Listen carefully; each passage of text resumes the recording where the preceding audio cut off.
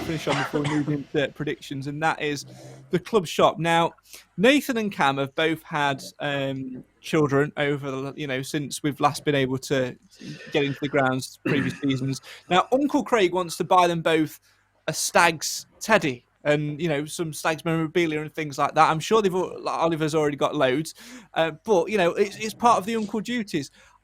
So many kids and so many new people are going to the club for the first time, and yet the only place to go and buy stock is at the ticket office window, which is already rammed on match day anyway. And you can't actually go and physically look at it. You've got to ask for what you want, so you've got to know what you want. I just think that the club are missing a massive trick on that one for me, Nath. I just think there's so many areas of the ground, outside the ground, which they could get another booth up and running. Whether it's a volunteer thing or not, I don't know, to run it.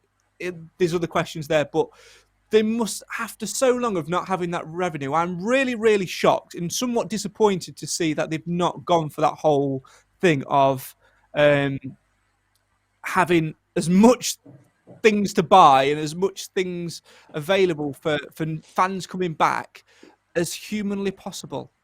Yeah, I mean, especially early on in the season, like I can just picture a booth now, in the car park area of the. I know the perfect place. Sorry to cut you off. In front of the 3G pitch, there used to be some car parking bays which were for overspill, but they've got rid of them now to allow fans to mingle a bit more. Now they've tarmacked it. Is perfect. Yeah, so get some stuff on display. Hopefully, catch a few eyes.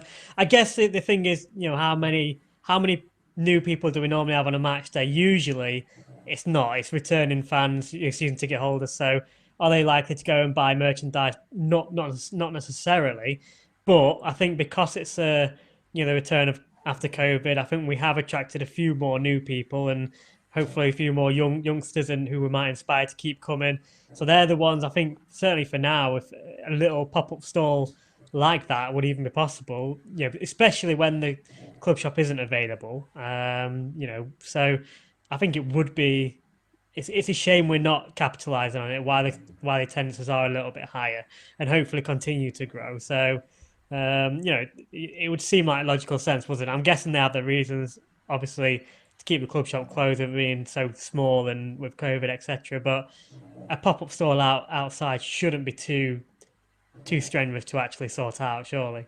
Well, of course, Clive, they had the one previously, didn't they? They had the little kiosk, halfway outside. Yeah, the one that's a bottle bar now, isn't it? Yeah, it's turned into an outside bar, which is great for that, and that's a good source of revenue. But there's no reason whatsoever in my mind why they couldn't purchase another one of those to put further down where we said, because as you're walking up, through Quarry Lane and up through the gates, that's a perfect prime spot for it to be. It's out of the way, and it would be outside because you'd be able to see the stuff on display and everything, but you wouldn't have to physically go into a building. It just makes sense.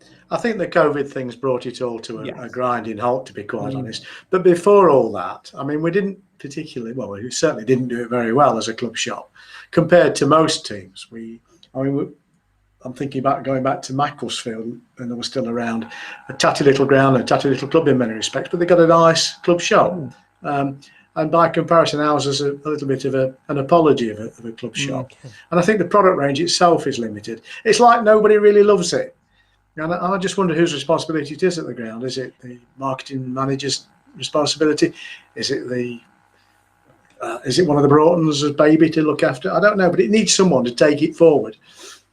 Yeah, it certainly does. It would just be, this season, I think, we're all hopeful that this is going to be a good season, and we'll actually be up there and about and get a few more people through the doors. So it would just be a shame to not capitalise on it, wouldn't it? You look at, for example, what the likes of Lincoln did, and I know they're probably an extreme case because they managed to get it basically exactly right. And I remember as they were going on that sort of crest of the wave, I remember seeing on their Twitter the amount of things that they had on a match day going on, and stuff around the ground, and they always had things about where to buy merchandise, and there was stuff for kids and all sorts of things like that. So I just think for us, I know we're not quite hitting 9,000-10,000 each week like they were, but we are slowly growing, and it's just been nice to sort of capitalise on that, try and give a few more tickets away to schools and whatnot, and and try and build on it and keep people coming while it's good.